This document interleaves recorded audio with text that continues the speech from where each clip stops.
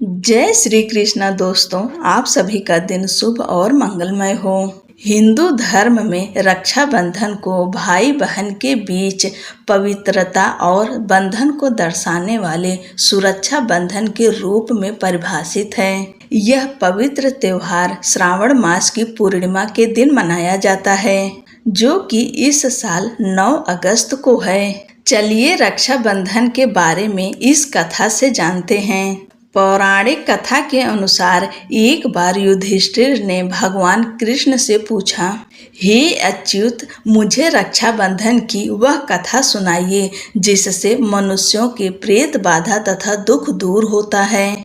श्री कृष्ण ने कहा, हे पांडव श्रेष्ठ, एक बार दैत्यों तथा सूरों में युद्ध छिड़ गया और यह युद्ध लगातार 12 वर्षों तक चलता रहा। असुरों ने देवताओं को पराजित करके उनके प्रतिनिधि इंद्र को भी पराजित कर दिया। ऐसी दशा में देवताओं सहित इंद्र अमरावती चले गए। उधर विजेता दैत्यराज ने तीनों लोकों को अपने वश में कर लिया। उसने राजपद से घोषित कर दिया कि इंद्रदेव सभा में न आएं तथा देवता व मनुष्य यज्ञ कर्म न करें, सभी लोग मेरी पूजा करें। दैत्यराज की इस आज्ञा से यज्ञ, वेद, पठन पाठन तथा उत्सव आदि समाप्त हो गए। धर्म के नाश से देवताओं का बल घटने लगा। यह देख इंद्र अपने गुरु बृहस्पति के पास गए तथा उनके चरणों में गिरकर निवेदन करने लगे, गुरुवर, ऐसी दशा में परिस्थितियां कहती है कि मुझे यहीं प्राण देने होंगे। न तो मैं भाग ही सकता हूँ और न ही युद्ध भूमि में टिक सकता हूँ। कोई उपाय बताइए। बृहस्पति ने इंद्र की वेदना सुनकर उससे रक्षा विधान करने को कहा। श्रावण पूर्णिमा को प्रातः काल निम्न मंत्र से रक्षा विधान संपन्न किया। इंद्राणी ने श्रावणी पूर्णिमा के पावन अवसर पर द्विजों से स्वस्ति वाचन करवा कर रक्षा का तंतु लिया और इंद्र की दाहिनी कलाई में बांधकर युद्ध भूमि में लड़ने के लिए भेज दिया।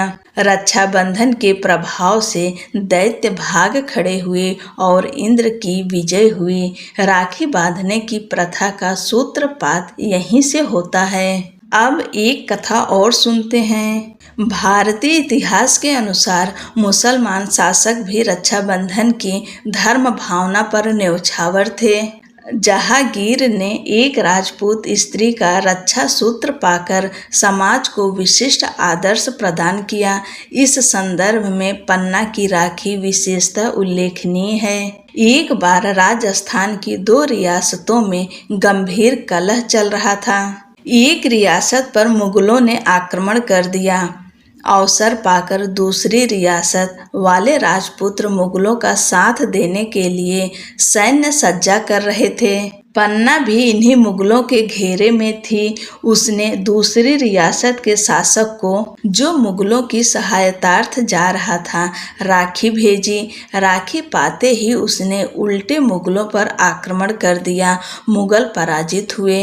इस तरह रक्षाबंधन के कच्चे धागे ने दोनों रियासतों के शासकों को पक्की मैत्री के सूत्र में बांध दिया।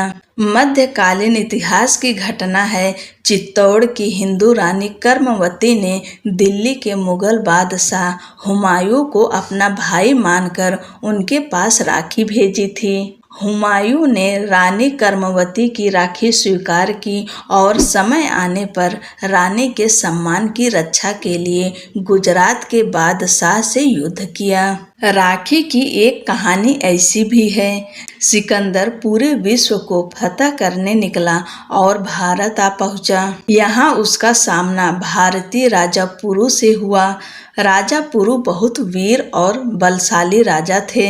उन्होंने युद्ध में सिकंदर को धूल चटा दी। इसी दौरान सिकंदर की पत्नी को भारतीय त्योहार रक्षाबंधन के बारे में पता चला। तब उन्होंने अपने पति सिकंदर की जान बख्शने के लिए राजा पुरु को राखी भेजी। पुरु आश्चर्य में पड़ गए, लेकिन राखी के धागों का सम्मान करते हुए उन्होंने युद्ध के दौरान जब सिकंदर पर वार करने के लिए अपना हाथ उठाया तो राखी देखकर ठिठक गए और बाद में बंदी बना लिए गए। दूसरी ओर बंदी बने पुरु की कलाई में राखी देखकर सिकंदर ने भी अपना बड़ा दिल दिखाया और पुरु को उनका राज्य वापस कर दिया। आप सभी को रक्षाबंधन की ढेर सारी शुभकामनाएं। जय श्री कृष्णा। राधे राधे।